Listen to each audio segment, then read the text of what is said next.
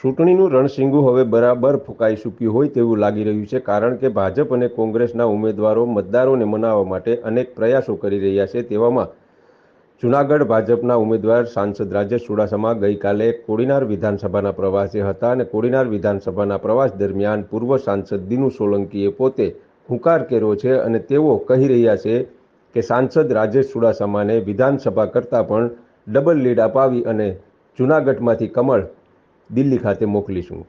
Party એક સરસ મજાનું કામ કરે છે। આપણને જોવું છે કે આપણને પાર્ટીને કેટલું આપ્યું। મારી વાત કરું, મને 3 વખત ધારાસભ્ય મારી પાર્ટીએ બનાવ્યું, એકવાર મને સંસદ સભ્ય બનાવ્યું, ક્યારેક મને બી ના આપે, મને મન તો થતું હોય નહીં, ચાલો હું લઈ લઉં, પણ મારી એક ફરજ છે, મારી ઉંમર છે, આપણને પણ સમજ હોવી જોઈએ કે આપણને પાર્ટી એક માણસ કામ કરે છે તો એને સપોર્ટ કરીએ ને ભાઈ।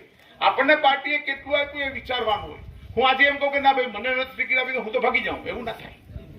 આપણું કામ છે પાર્ટીએ આપણને શું આપ્યું એને લેખાજોખા કરવા જોઈએ અને એ રીતે આપણે પાર્ટીનું મૂલ્ય કરી અને પાર્ટીને મદદ કરો છો। આમાં તમે દિનુને કે રાજેશને કોઈ પ્રદ્યુમનભાઈને કોઈને મદદ નથી કરતા। આપણે ભારતીય જનતા પાર્ટીને ધમકીની ભાષાઓમાં કરે। હમણાં તમે ઉનામાં આવેલી ક્લિપ હમણાં સાંભળી, આપના કોઈ આગેવાને,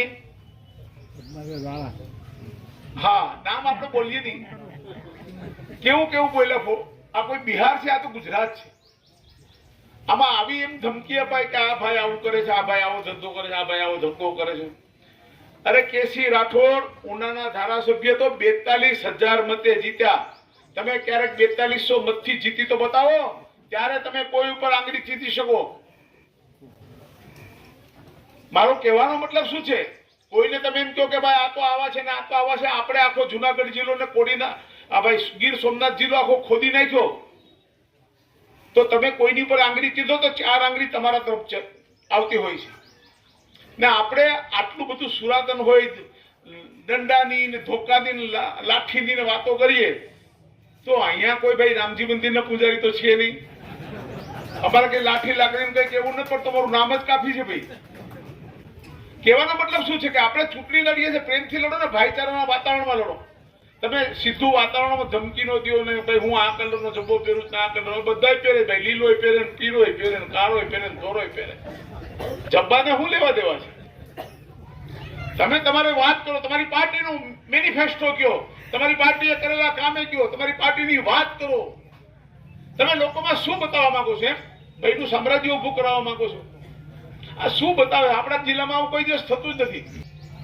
આવી ભાષામાં તો તમે એમને જીતાડવા નીકળ્યા કે હરાવવા, એ અમને સમજાતું નથી। ભગવાન તમને આવી સદબુદ્ધિ આપે, તમે તારે મંડો ચારી કોર માઇક લઈને ધબધબાવા। મારું કહેવાનું એવું છે કે આ વિસ્તાર એ ટાઈપનો નથી। સામે રાજેશભાઈ બી એ વૃત્તિના માણસ નથી, એ પોતે બી એક સીધા સાદા પરિવારથી આવેલો માણસ છે ને। આપણે 2 વખત આપણી પાસે આવ્યો, ઘણાને હોય, તમને આમાં વાતો ઘણી આવતી હશે, દરેક સમાજમાં, મારા સમાજમાં, બીજા સમાજમાં, ત્રીજા સમાજમાં। જોજો ભાઈ ઓલા આમ કરવાનું છે, ઓલા કોઈ કાંઈ નથી કરવાનું। તમને કહી દઉં, ભારતીય જનતા પાર્ટી કોડીનાર તાલુકાની અકબંધ છે અને અકબંધ રહેશે।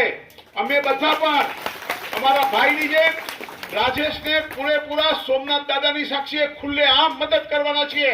હું તમને બધાને પણ કહું છું કે આપણા તાલુકાની જેટલી લીડ હતી પ્રદ્યુમનભાઈને એનાથી ડબલ આપને કરવી છે આપણે।